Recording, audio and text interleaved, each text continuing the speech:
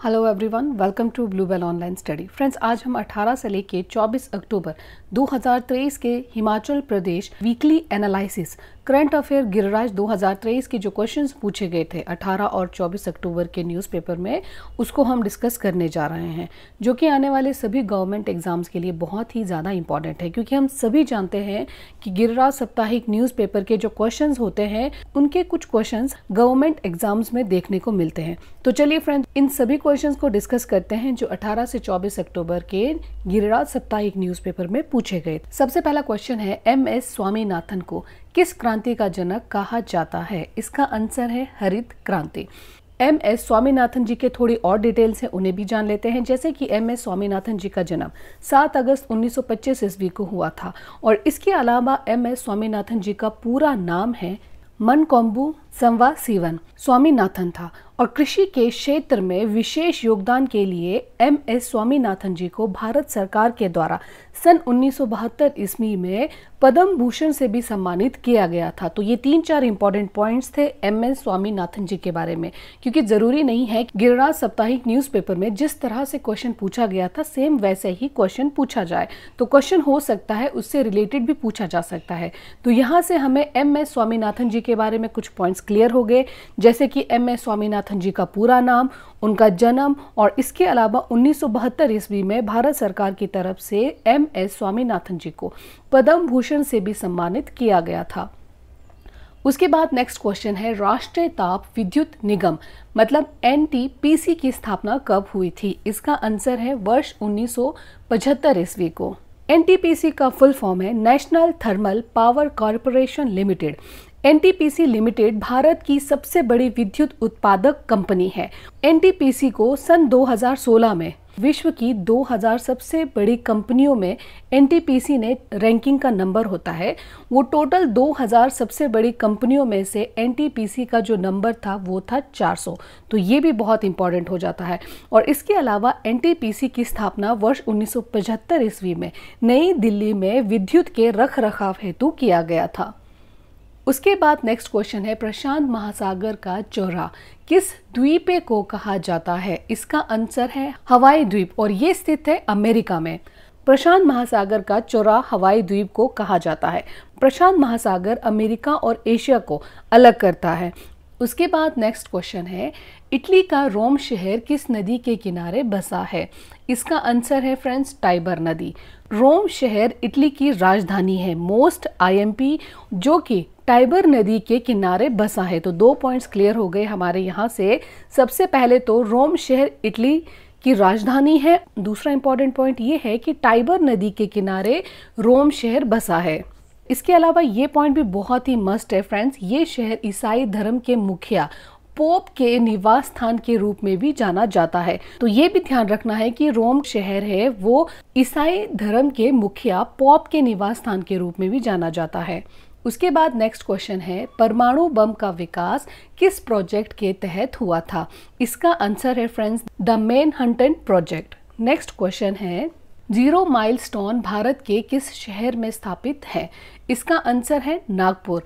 Zero milestone की क्या story है, वो क्यों नागपुर में स्थित है, उसके बारे में जान लेते हैं। जैसे जीरो माइलस्टोन 1907 ईस्वी में महाराष्ट्र के नागपुर में great trigonometrical survey of India के दौरान अंग्रेजों के द्वारा बनाया गया एक स्मारक है और अंग्रेज नागपुर को भारत का केंद्र मानते थे और जिसकी वजह से उन्होंने यहाँ पर जीरो माइलस्टोन का निर्माण करवाया था।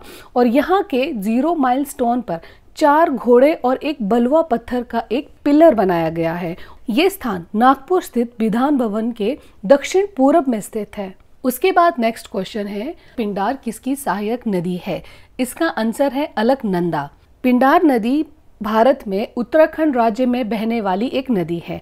ये अलकनंदा की एक मुख्य उपनदी है जो कि गंगा नदी की एक स्रोत धारा है।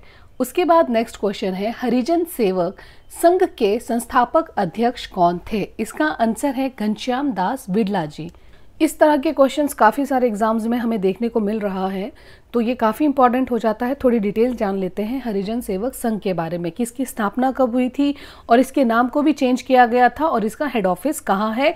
इसके अलावा हमें ये तो क्लियर हो गया कि हरिजन सेवक संघ के जो संस्थापक अध्यक्ष थे उनका नाम क्या था। जो पहले संस्थापक अध्यक्ष थे उनका नाम है घनश्याम दास बिड़ला जी।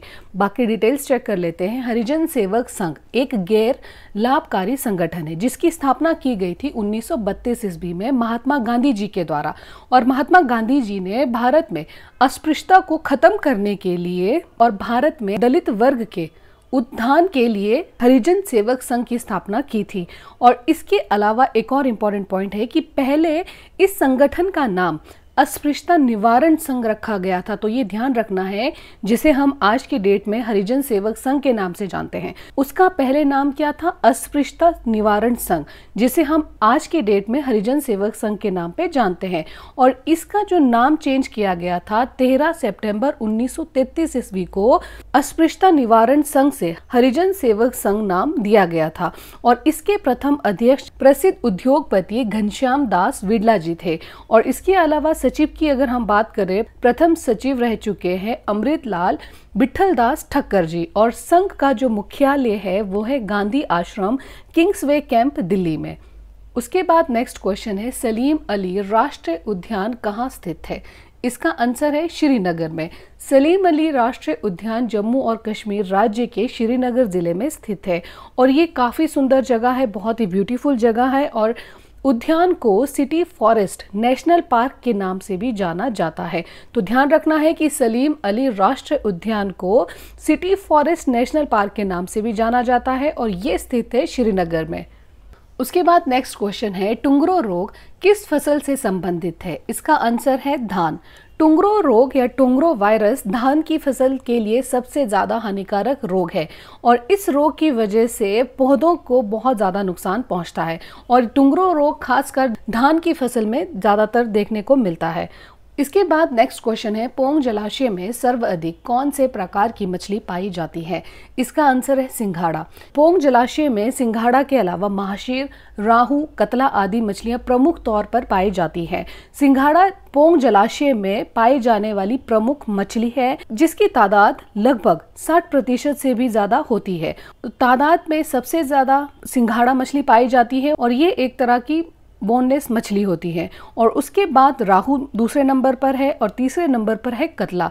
ये तीनों जो है वो नंबर वाइज है। सबसे ज़्यादा सिंघाड़ा मछली पाई जाती है, उसके बाद राहू मछली पाई जाती है और तीसरे नंबर पर है कतला मछली। सिंघाड़ा जो मछली है वो बोनलेस मछली है। पंजाब साइड में इसकी काफ़ी ज़्यादा डिमांड रहती है। उसके बाद नेक्स्ट क्वेश्चन है, स्पीति की सबसे बड़ी व लंबी घाटी कौन सी है? इसका आंसर है लिंगटी। उसके बाद नेक्स्ट क्वेश्चन है, हिमाचल में वाटर सेंस आयोग का चेयरमैन किसे नियुक्त किया गया है? इसका आंसर है अमिताभ अवस्थी जी। हिमाचल प्रदेश सरकार ने आईएएस अधिकारी अमिताभ अवस्थी जी को वाटर सेंस आयोग का अध्यक्ष नियुक्त किया है। उसके बाद नेक्स्ट क्वेश्चन है, प्राचीन काल में हिमाचल के किस नगर को ढमेरी या धमेरी के नाम से जाना जाता है? इसका आंसर है नूरपुर। उसके बाद नेक्स्ट क्वेश्चन है, ऐतिहासिक महत्व रखने वाला रानी ताल किस जिला में स्थित है? इसका आंसर है सिरमौर। डिस्ट्रिक्ट सिरमौर बाहरी हिमालय में स्थित है जिसे सामान्यतः शिवालिक रेंज के रूप में भी जाना जाता है। सिरमौर जिले के उत्तर में डिस्ट्रिक्ट शिमला और पूरब में उत्तराखंड और दक्षिण में हरियाणा तथा उत्तर पश्चिम में सोलन जिले की सीमाएं लगती हैं। और गिरी नदी इस जिले की सबसे बड़ी नदी है। और इसके अलावा गिरी नदी शिमला जिले के कोटखाई जुब्बल की कुप्पड़ पहाड़ियों से निकलती है और ये दक्षिण पूर्व दिशा में बहती है। इसके अलावा गिरी नदी पोंटा साहिब के पास यमुना नदी में मिलती है। आई होप फ्रेंड्स आपको मेरा ये एफर्ट पसंद आया होगा। वीडियो को लाइक और चैनल को जरूर सब्सक्राइब कीजिए। Thank you so much.